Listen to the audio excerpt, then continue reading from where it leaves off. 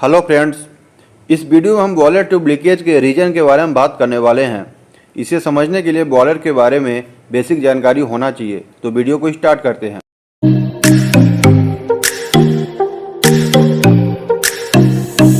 Boiler एक close vessel है जो फ्यूल का कंबशन करके हीट को प्रोड्यूस करता है और इसी हीट का उपयोग वाटर को स्टीम में कन्वर्ट करने के लिए करता है। IBR के अकॉर्डिंग क्लोज वेसल का वॉल्यूम 22.75 लीटर से ज़्यादा और प्रेशर 3.5 kg पर सेंटीमीटर स्क्वायर से ज़्यादा होना चाहिए। इसके साथ ही माउंटिंग अटैच होना चाहिए। माउंटिंग वह कंपोनेंट होता है जो सेफ्टी पर्पज के लिए यूज़ किया जाता है। बॉयलर में फ्लू गैस और स्टीम सर्टेन पाथ को फॉलो करता है। बॉयलर का केमिस्ट्री पैरामीटर और operating parameter with in the range है तो बॉयलर नॉर्मल कंडीशन में रनिंग करता है और उसकी लाइफ इंक्रीज होती है। लेकिन यदि केमिस्ट्री और operating parameter out of range है तो धीरे धीरे बॉयलर ट्यूब कमज़ोर होने लगता है और ट्यूब लीकेज का कारण बनता है। इस वीडियो में टॉप 10 इंपॉर्टेंस पॉइंट के बारे में बात करने वाले हैं जिससे बॉयलर ट्यूब लीकेज होता है। Number 1, internal scaling. जब बॉयलर ट्यूब के अंदर इम्प्यूरिटीज की लेयर बन जाती है, इम्प्यूरिटीज का लेयर का मतलब है कैल्शियम और मैग्नीशियम के कार्बोनेट, सिलिकेट, क्लोराइड, सल्फेट जो कि वाटर में प्रेजेंट रहते हैं और स्टीम के साथ वाटर ट्यूब के अंदर कैरी कर जाते हैं और धीरे धीरे ट्यूब के अंदर डिपोजिट होना शुरू हो जाते हैं। इसे स्केलिंग कहा जाता है। यह स्केलिंग थर्मल इंसुलेशन का काम करता है जिसकी वजह से हीट का ट्रांसफर नहीं हो पाता और ट्यूब ओवर हीट होने की वजह से लीकेज आ जाता है। Number 2, internal corrosion. करोजन एक केमिकल रिएक्शन है जो कि मेटल की लेयर को डैमेज करता है।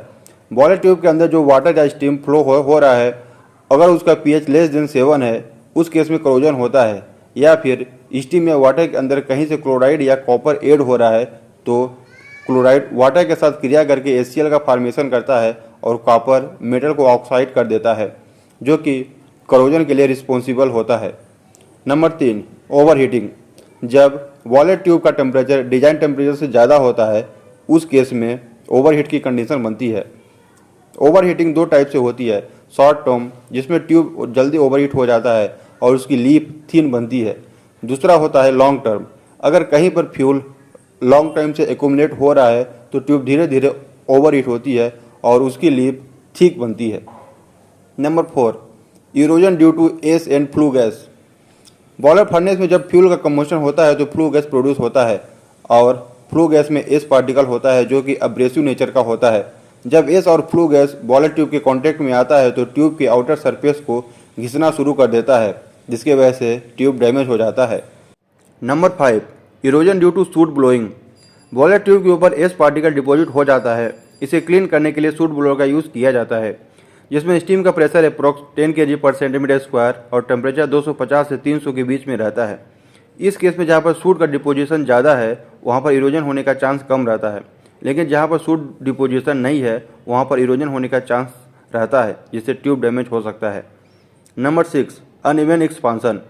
बॉयलर ट्यूब में जहाँ स्केल फॉर्मेशन हुआ है वहाँ पर हीट ट्रांसफर कम होगा जिसकी वजह से एक्सपांसन ज़्यादा होगा, लेकिन जहाँ स्केल फॉर्मेशन नहीं हुआ है वहाँ पर हीट ट्रांसफर ज़्यादा होगा और एक्सपांसन कम होगा।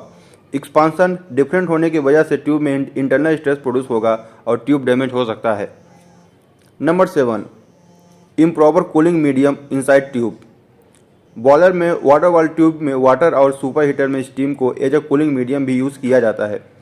यदि यहाँ वाटर या स्टीम की क्वांटिटी में कमी आई तो स्टार्वेशन की कंडीशन क्रिएट होती है और बॉयलर ट्यूब डैमेज हो सकता है। Number 8, fire side corrosion. जैसा कि मैंने बताया कि फ्यूल के कंबशन से फ्लू गैस प्रोड्यूस होता है जिसमें सल्फर के ऑक्साइड होते हैं जो लो टेम्परेचर जोन में जैसे इकोनोमाइजर एंड APH में वाटर वेपर से रिएक्शन करके सल्फ्यूरिक एसिड बनाता है। जब सल्फ्यूरिक एसिड ड्यू पॉइंट पर होता है तो मेल्ट हो जाता है और ट्यूब के ऊपर डिपोजिट हो जाता है जो कोल्ड एंड करोजन का रीजन बनता है। Hot and corrosion high temperature zone में होता है जहाँ सोडियम और वेनेडियम O2 के साथ रिएक्शन करके सोडियम ऑक्साइड और वेनेडियम पेंटा ऑक्साइड बनाता है। इसका मेल्टिंग पॉइंट 550 डिग्री सेंटीग्रेड है। जहाँ भी मेल्ट होता है वहाँ ट्यूब के ऊपर डिपॉजिट हो जाता है। सोडियम और वेनेडियम की क्वांटिटी काफ़ी कम रहता है इसलिए हॉट इन करोजन होने का चांस कम रहता है। Number 9, hydrogen embrittlement. Normally boiler में वाटर का pH 8.8 से 9.2 के बीच में मेंटेन करते हैं। यदि pH की वैल्यू 9.2 से ज़्यादा है उस केस में मेटल ब्रिटल होना शुरू हो जाता है। ब्रिटल का मतलब है कि यदि अगर उसे थोड़ा सा भी ठोकर लगेगा तो वो टूट जाता है, जैसे कि शीशा। इसके साथ ही अगर ट्यूब के अंदर हाइड्रोजन गैस का एक्यूमुलेशन हो रहा है तो उस केस में भी मेटल ब्रिटल हो जाता है। Number 10, ageing. बॉयलर ट्यूब एक सर्टेन टाइम के लिए मैन्युफैक्चर के द्वारा डिजाइन किया जाता है। सर्टेन टाइम कंप्लीट होने के बाद भी अगर कंटिन्यू यूज़ कर रहे हैं तो उस कंडीशन में मैकेनिकल स्ट्रेंथ वीक होने लगता है और ट्यूब लीकेज के कारण बनता है। तो दोस्तों, आपको यह वीडियो कैसा लगा कमेंट में जरूर बताएं और ऐसे वीडियो को देखने के लिए चैनल को सब्सक्राइब करें। धन्यवाद।